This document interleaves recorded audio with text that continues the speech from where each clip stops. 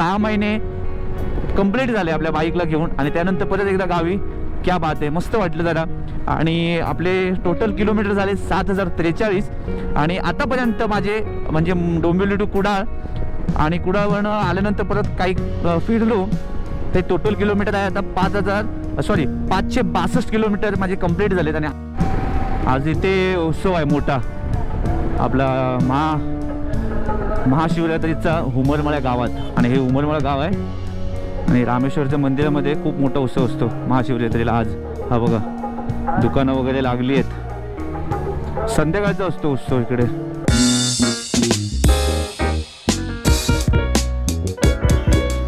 शुभ सकाळ, शुभ सकाळ, शुभ सकाळ.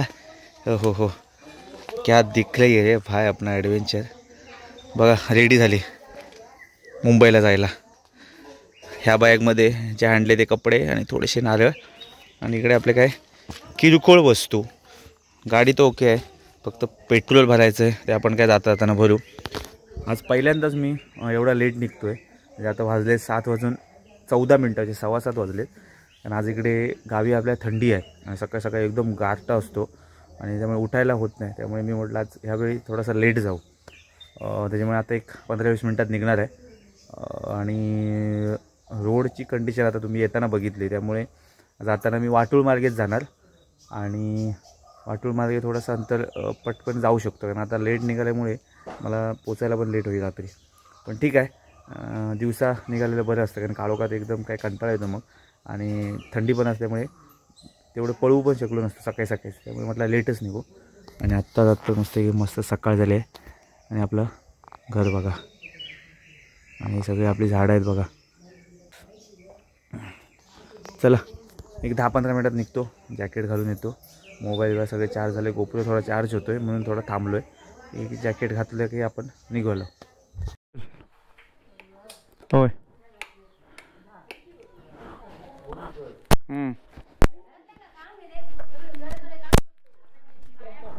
होय होय पडलंय. होय होय देवाच्या पडलंय. औषध पडले, औषध काल. हा होय होय चलतं मग बघ परीक्षा आली काही ऐकलंस तर सांग. मग येवता ऐकलं काय. चला गणपती बाप्पा मोरया, मंगलमूर्ती मोरया, सिद्धमहापुरुष शरवणनाथ, प्रवास सुखाचा होऊ दे बाबा. चला चला जे चला bye bye bye bye bye bye. चला गणपती गजानना प्रवास सुखाचा होऊ दे रे बाबा. आज मस्तपैकी निघालो आहे थोडा उजाडल्यानंतर, कारण वातावरण एक नंबर आहे गावी आणि एकदम थंडगार वातावरण आहे. सकाळी सकाळी एकदम गार आणि एकदम जबरदस्त थंडी वाजते. चला येतो आजी आजोबा, हा आमचा आजी आजोबांचा मठ आहे. चला. तर नमस्कार मित्रांनो, मी सिद्धेश संतोष गोसावी. खूप खूप स्वागत आहे आपल्या वंडर विथ सिद्धेश या यूट्यूब चॅनलमध्ये. मित्रांनो आजचा आपला परतीचा प्रवास आणि 2 दिवसाची सुट्टी, पण बरं वाटलं. 2 दिवस का असे ना, पण जरा मन समाधान, माइंड फ्रेश आणि सगळं काही टेन्शन जरा 2 दिवसाचं म्हणजे आपल्या कामावरचं जे असतं ते थोडं बाजूला ठेवून 2 दिवस खूप मजा केली. गावाला 2 दिवस पण खूप झाले मला तर वाटतं. आणि माझ्या बाईकसोबत मी घेऊन आलो आज बाईकला, माझ्या ॲडव्हेंचरला. 6 महिने कंप्लीट झाले आपल्या बाईकला घेऊन आणि त्यानंतर परत एकदा गावी. क्या बात आहे, मस्त वाटलं जरा. आणि आपले टोटल किलोमीटर झाले 7043 आणि आतापर्यंत माझे म्हणजे डोंबिवली टू कुडाळ आणि कुडाळवरून आल्यानंतर परत काही फिरलो ते टोटल किलोमीटर आहे आता 562 किलोमीटर माझे कंप्लीट झालेत. आणि आता आपली जर्नी रिटर्नची स्टार्ट होते. तर आता बघू किती किलोमीटर होते. सेम तेवढंच आहे. आता डोंबिवलीवरून माझं घर बरोबर 504 किलोमीटर आहे आणि आता सेम 504 म्हणजे 1000 आणि 1008 किलोमीटर माझा आजची ट्रॅव्हल होणार आहे. त्यामुळे गाडी इथे फिरली पण नाही गावाला आल्यानंतर. पण गावी वातावरण एक नंबर आहे. थंडी आहे, दुपारचं ऊन असतं कडक, पण सकाळी 9 वाजेपर्यंत मस्त गारठा आणि गारवा. थंडी असे ना पण गारवा पडतो आणि धुकं. पण आज एवढं धुकं नव्हतं, पण 2 दिवसात जरा बरं वाटलं. आपले महाशिवरात्रीचे काही उत्सव असतात ते बघायला भेटले. फक्त काय आलं व्हिडिओज मी बनवले नाही आपल्या भंडाऱ्याचे, कारण काय होतं घाई गडबड असते आणि इकडे तिकडे सगळीकडे धावावं लागतं, त्यामुळे ते व्हिडिओमध्ये मला मग हे होत नाही, त्यामुळे व्हिडिओ यावेळी नाही बनवला मी. हां, त्यामुळे मंदिराचा व्हिडिओ कसा वाटला मला नक्की सांगा. आपले मंदिरं खूप काही अशी मंदिरं आहेत आपल्या गावोगावी कोकणात, त्या कोकणात मंदिरात नक्की एकदा भेट द्या.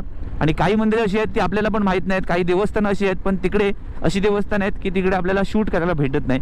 त्यामुळे असं एक आपलं देवस्थान आहे आंदुर्ल्यामध्ये की देवभूम म्हणून आहे, देवराई आहे आणि तो राखणदार आहे जंगलाचा, पण त्याचं देवस्थान म्हणजे ते खूप जागृत देवस्थान आहे आणि तिकडे कौल वगैरे लावतात. ॲक्च्युली तिकडे मी गेलेलो पण तिकडची लोक बोलतात की इकडे शूट करू शकत नाही, तुम्ही हो तर फोटो काढून घेऊन जा, त्यामुळे मी ते तुम्हाला दाखवायला शकलो नाही. पण एकदा आंदुर्ल्या गावात आल्यानंतर देवभूम म्हणून आहे तिकडे नक्की जावा.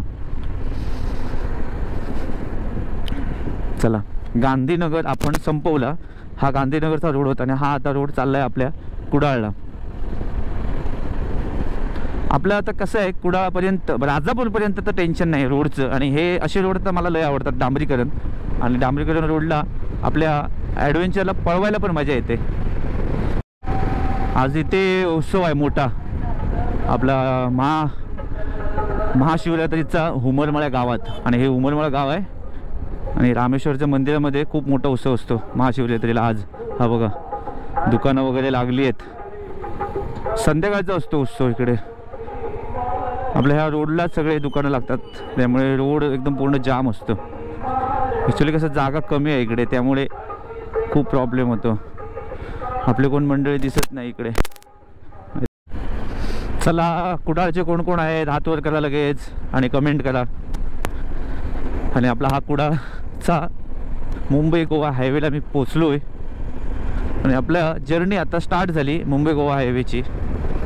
आता आपल्याला मुंबई गोवा हायवेची साथ आता आपल्याला पनवेलपर्यंत राहणार आहे.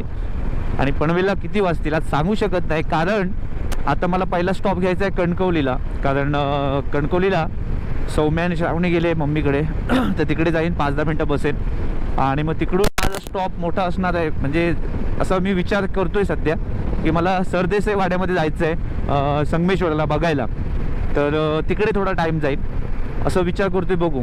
पण आता माझा विचार आहे की जायचंच, कारण आता परत स्पेशली कधी येणार काय माहिती. पण आता परत येणार आपल्याला, मला गावी येणार परत मेमध्ये, तर मी आता विचार करतोय की एक 10-15 मिनटं वेस्ट झाले तरी चालतील, पण जाताना सरदेसाई वाडा करायचा आणि जायचं. बघू, पहिला आधी कणकवलीला जाऊ, स्टॉप घेऊ आणि मग नंतर पुढे बघू काय ते.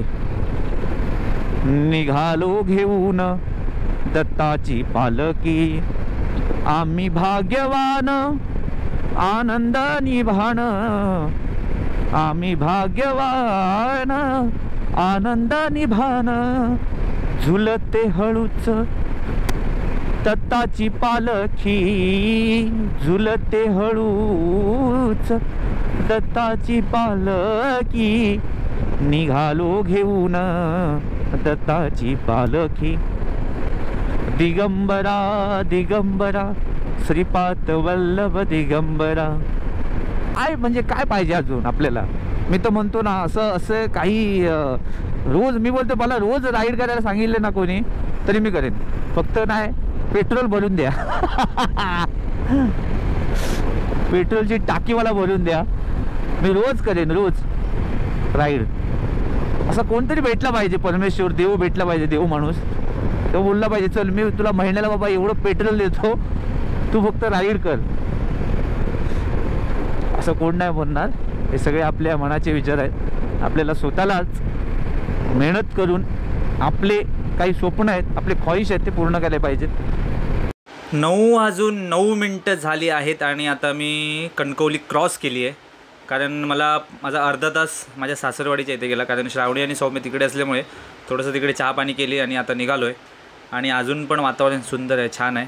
फक्त आता मला पेट्रोल भरायचं आहे. पेट्रोल भरलो की आपण वाटूळ मार्गे जायचं आहे, कारण येताना ह्याची हालत खराब झाली आणि माझ्या बाईकची पण, त्यामुळे पेट्रोल भरलं की आपण डायरेक्ट सुसाट निघायचं वाटूळ मार्गे, साखरपा मार्गे. रोड मस्त आहे त्यामुळे तिथून निघायचं आहे, कारण येताना हालत माझी खराब झाली बाबा. हालत खराब म्हणजे खतरनाक. संगमेश्वर नंतर ना रोड एकदम खराब आहे आणि कधी होईल काय माहीत नाही. त्यामुळे आता इथून जेवढा रोड मला सुसाट भेटेल तेवढा मला निघायचं आहे पटापट, कारण मला संगमेश्वरला माझा ना अर्धा पाऊण तास जाईल. कारण मग जाताना माझा विचार चालला आहे की संगमेश्वरला सरदेसाई वाड्याला एक भेट द्यायची, कारण आता आलो आहे तर एक भेट देऊन जाऊ, कारण मी अजूनपर्यंत गेलो नाही कधी. मुंबईवरून येताना मला बरोबर 41 ॲव्हरेज दिलं, मी बघितलं, चेक केलं. आणि आत्ता बघू आपल्याला किती ॲव्हरेज देतं आहे जाताना. कारण येताना मी काय ॲक्च्युली रात्री पळवतच नव्हतो गाडी, म्हणजे 70-80च्या स्पीडमध्ये होतो. फक्त उजाडलं तेव्हा मी 90-100 करत होतो. पण मला वाटतं 80-85च्या स्पीडमध्ये चाललो तर ॲव्हरेज चांगलं देते ॲडव्हेंचर. आता 390चं माहीत नाही, पण 250चं ॲव्हरेज तर ओके आहे सध्या. आता बघू, आता 1000 रुपयाचं पेट्रोल टाकलं आहे, फुल केले टाकी, आणि आता दाखवते सध्या 380 किलोमीटर आपली गाडी चालेल. आता मला कुठे भरावे लागेल काय माहिती परत. मग आता टाकी तर फुल केलेली आहे, कारण ऑलरेडी पहिलं पेट्रोल थोडंसं होतं, आणि आता टाकी फुल केल्यानंतर 1000 रुपयाचं बरोबर 1000 रुपये. वा वा वा वा वा, काय सुंदर दिसतात ही फुलं. ही बघा, ही येल्लो पिंक मस्त वाटतात एकदम. पण काय ह्यांची निगा राखली ना, यांना पाणी लागलं, पाणी भेटलं ना, तर ही अजून मस्त टवटवीत होतील. पण आता ह्या गरमीमध्ये ना, उष्णतेमुळे यांची हालत खूप खराब होईल, कारण एवढं ऊन आहे ना मुंबई गोवा हायवेला. जेवढी सकाळी सकाळी थंडी वाजते ना, तेवढं इकडे गरम पण भयानक होतं, आणि ऊन एकदम खतरनाक आहे. त्यामुळे मेमध्ये हालत खराब होणार आहे जे लोक येणार त्यांची बाय रोड. त्यामुळे मला पण यायचं आहे मेमध्ये, पण मी विचार करतो आहे की रात्रीच निघायचं सेम. मग रात्री निघायला प्रॉब्लेम नाही, पण थोडासा त्रास होतो. दुसऱ्या दिवशी येऊन फक्त तुम्हाला झोपावं लागेल घरी आल्यानंतर, पण रात्री यायला काय प्रॉब्लेम नाही. चला, त्यामुळे आता बघू आपण. आता वाटूळ मार्गे आपल्याला जायचं आहे, त्यामुळे वाटूळ मार्गे गेल्यानंतर सुसाट जायचं. आता वाजलेत बघा, काही दिसत पण नाही उन्हामध्ये. मला वाटतं जास्त नाही वाजले असतील, अर्धा पाऊण तास झाला, कारण मी 9:09 होतो कणकवली क्रॉस केली तेव्हा. म्हणजे आता मला वाटतं अर्धा पाऊण तास झाला असेल. बघू आता संगमेश्वरला कधी पोचतो आहे, कारण आता ना मला वाटूळ मार्गे जायचं होतं, आणि माझा प्लॅन होता की मार्लेश्वरला जायचं जाता ना. पण नंतर मी विचार केला की आता शिवरात्र आहे, आणि शिवरात्रीला ना गर्दी खूप असणार मार्लेश्वरला, कारण कालच मार्लेश्वरची जत्रा झाली आहे. त्यामुळे आज जबरदस्त भयंकर गर्दी असणार. त्यामुळे मी ते टाळलं. नाही तर ना साखरपा म्हणजे मी ज्या रूटने जाणार तिकडून ना 16 किलोमीटर फक्त मार्लेश्वर आहे. चला, तर अशा प्रकारे आपण वाटूळच्या रस्त्यावर तर आलो आहे, आणि इथून बरोबर संगमेश्वर 67 किलोमीटर आहे, आणि मला वाटतं साखरपा 50 किलोमीटर. त्यामुळे आपल्याला बरोबर 67 किलोमीटर आपल्याला गाडी चालवायची आहे, आणि तिथून आपल्याला स्टॉप घ्यायचा आहे संगमेश्वरला. तर आता हा तो रोड एकदम सनसनीत आहे, झणझणीत आणि सनसनीत. त्यामुळे आपण बाईक चालवायला इथे ह्या रोडला मजा येते, कारण एक तर डांबरीकरण आहे रोड, त्यामुळे कॉर्नरिंग करायला तर हा भारी. त्यामुळे जेवढं आता पळवायला भेटेल तेवढी मजा घ्यायची, कारण आपल्याकडे लगेच काय हेवी पण नाही. त्यामुळे ॲडव्हेंचरवर जरा आता मजा घेऊ जरा. कारण मी मेमध्ये आलेलो तेव्हा आम्ही रात्री गेलेलो इथून, आणि जबरदस्त थंडी होती. आणि मी एंटॉर्क घेऊन पण आलेलो ना, तेव्हा पण मी इथून आलेलो, श्रावणीसोबत एंटॉर्क घेऊन आलेलो. झालं याला मला वाटतं गेल्या वर्षीच. तर त्याची पण लिंक बघा तुम्हाला दिली आहे तुमच्या राईट साईडला, तर तो व्हिडिओ नक्की बघा. खूप मजा आलेली. आणि तेव्हा माझ्या TVS एंटॉर्क होती लालपरी. तर आपल्या ॲडव्हेंचर पण आपल्या गावाला 2 वेळा येऊन गेली, आणि परत आता मेमध्ये येणार आहे. त्यामुळे ॲडव्हेंचर पण एकदम मस्त पळते, काय बोलू तुम्हाला खरोखर. त्यामुळे मी सगळ्यांना सजेस्ट करतो की आता सध्या जर तुम्ही ॲडव्हेंचर टुरिंग बाईक जर घेत असाल तर फर्स्ट म्हणजे तुम्हाला बजेटमध्ये पाहिजे असेल तर सुझुकी विस्ट्रोम ओके आहे, आणि त्याच्यापेक्षा थोडंसं तुमचं बजेट असेल तर ॲडव्हेंचर 250 एक नंबर आणि तुमच्या बजेटमध्ये आहे. आणि काय असतं की ठीक आहे, आपल्याकडे पैसा आला की आपण मोठ्या मोठ्या बाईक घेऊ शकतो, पण जे माझ्यासारखे आहेत मिडल क्लासवाले जे जॉब करत आहेत, आणि ज्यांची छोटीशी जॉब करून त्यांना त्यांचं पॅशन आहे, किंवा त्यांना बाईक घेऊन राईड करायचे आहेत, टुरिंग बाईक करून किंवा ॲडव्हेंचर बाईक करून राईड करायचे आहेत, तर 250 मी तर बोलते ठीक आहे सध्या. तर मला तर आवडली, आणि स्पीड ओके आहे, ॲव्हरेज चांगली देते, आणि मला वाटतं एवढं तर खर्चिक तर नाही आहे ही एवढी बाईक. त्यामुळे मला तर आवडली, त्यामुळे मी मजा करतो ह्या बाईकवर. त्यामुळे मी तुम्हाला सजेस्ट करतो एकदा तुम्ही पण एकदा टेस्ट ड्राईव्ह घ्या, आणि मी तर बोलतो घेऊन टाका KTM ॲडव्हेंचर, एक नंबर आहे. 390 तर बाप आहे, पण आपल्याला काय 390 मायलेजला परवडत नाही आहे, त्यामुळे मी तिकडे गेलो नाही 390च्या ह्याच्यामध्ये. सध्या आपली 250 ठीक आहे, त्यामुळे 250 सध्या मी मजा घेतो आहे, आणि आपल्या ह्या रोडची मजा घेतो आहे. कितीदा नव्याने तुला आठवावे, डोळ्यातले पाणी नव्याने वहावे, कितीदा झुरावे तुझ्याच साठी, कितीदा म्हणावे तुझे गीत ओठी. मित्रांनो, काही म्हणा, पण असे रस्ते आणि अशी बाईक जर भेटली ना की असं वाटतं घरी जाऊच नाही, फक्त आणि फक्त प्रवास करत राहावा आणि फक्त राईड, मी आणि माझी बाईक. आणि ही अशी जर बाईक भेटेल प्रत्येकाला, मी बोलते बाईक मॅटर नाही करत, मी अजून पण सांगतो प्रत्येक व्हिडिओमध्ये, प्रत्येक ब्लॉगमध्ये, आणि जेव्हा माझ्या लक्षात येतं तेव्हा मी सांगतो की बाईक मॅटर करत नाही. तुम्हाला फक्त आवड पाहिजे. आवड असेल तर तुम्ही कोकण काय, तुमच्यात तर तेवढी आवड असेल, तुमच्यात फिरण्याची तेवढी ताकद असेल आणि तुम्हाला तुमच्याकडे जर वेळ असेल तर तुम्ही जग फिरू शकता. फक्त आपण काय करतो, आपल्या वेळेअभावी, आपल्या काही परिस्थितीमुळे आपण बाहेर पडत नाही, आपण फक्त महाराष्ट्रात फिरतो आहे. पण मी तर बोलते महाराष्ट्र फिरून आपण महाराष्ट्राबाहेर पण फिरलं पाहिजे. महाराष्ट्राचे काही मंदिरं, काही गावं खूप सुंदर सुंदर आहेत, जशी आपल्या महाराष्ट्रात आहेत तशी, आणि काही रस्ते आपण अनुभवले पाहिजेत. जसं आपल्याला मुंबई गोवा हायवेला जशी राईड करायला आवडते, म्हणजे मला तर आवडते, मला कधी पण सांगा हा रस्ता पूर्ण नाही झाला तरी मी राईड करणार मुंबई गोवा हायवेला. त्यामुळे मला तर आवडते मुंबई गोवा हायवेला राईड करायला. त्याच्यामुळे असे रस्ते भेटले ना तर असं वाटतं की यार घरी जाऊच नाही, असाच प्रवास करावा. सो मी आता पोचलो आहे बरोबर त्या फाट्याच्या इथे, कारण जो हा राईड गेला आहे सरळ मार्लेश्वरला, आणि मार्लेश्वर इथून बरोबर 16 किलोमीटर आहे. पण सो आता जायचं नाही, आपल्याला महादेवाचं, शंकराचं दर्शन इथेच घ्यायचं आहे, कारण खूप लांब आहे. मार्लेश्वर नाही बोललात तरी 16 किलोमीटर जाऊन 16 किलोमीटर येऊन म्हणजे 32 किलोमीटर जाईल, प्लस तिकडे थांबल्यानंतर मला नाही म्हटलं तर 1 तास जाईल. त्यामुळे बघू आता. फोन तर कोणाचा तरी आला आहे, अभिषेक भावाचा फोन आला आहे, पहिला बोलून घेतो त्याच्याशी आणि मग आपण बघू काय करायचं पुढे. चला, मी तर इथून निघतो आहे आता, पण मी सांगून ठेवतो, जर इथून येत असाल तुम्ही आणि जर तुमच्याकडे वेळ असेल तर तुम्ही नक्की मार्लेश्वरचं दर्शन घ्या. माझा आता विचार असा चालला आहे की जेव्हा मी मेमध्ये जेव्हा येणार आहे गावी, तेव्हा माझा विचार चालला आहे, समजा रात्रीचं निघालो आहे मुंबईवरून, तर मी समजा लवकर आलो तर मी मार्लेश्वर दर्शन करणार आहे, कारण मार्लेश्वरला मी एकदा पण गेलो नाही आहे. त्यामुळे इथून येताना किंवा तुम्ही मुंबईला जाताना जर तुमच्याकडे वेळ भेटत असेल तर इथून मार्लेश्वर जवळ आहे, 16 किलोमीटर आहे, त्यामुळे तुम्ही जाऊ शकता. पण आता शिवरात्री असल्यामुळे ना खूप प्रॉब्लेम होणार, का तिकडे गाड्या पार्क करायला वगैरे खूप प्रॉब्लेम होणार, त्यामुळे ते मी टाळलं जरा. त्यामुळे आता मी सरळ थांबणार आहे, तर डायरेक्ट थांबणार आहे मी संगमेश्वर सरदेसाई वाड्याला, आणि सरदेसाई वाड्याची भेट घेतल्यानंतर तिथे आजूबाजूचा परिसर बघून आपल्याला काय जर तिथला इतिहास भेटला, जर तिकडे कोण गाईड भेटले, तिकडे कोण जुनी लोक असले तर त्यांच्याकडनं आपल्याला माहिती घेऊ शकलो तर माहिती घेईन, तुमच्यापर्यंत पोचवेन. बऱ्याच लोकांना इतिहास माहीत झालेला आहे त्यामुळे काय सांगायची गरज नाही, पण मला तिकडे भेट द्यायची आहे, त्याच्यामुळे मी चाललो आहे. कारण आपल्या हायवेपासून जवळच आहे, 3 किलोमीटर अंतरावर ते कसबा गाव आहे. त्यामुळे मी प्रत्येकाला सांगतो, जर कोण जात असाल तर नक्की एकदा भेट द्या आपल्या सरदेसाई वाड्याच्या इथे.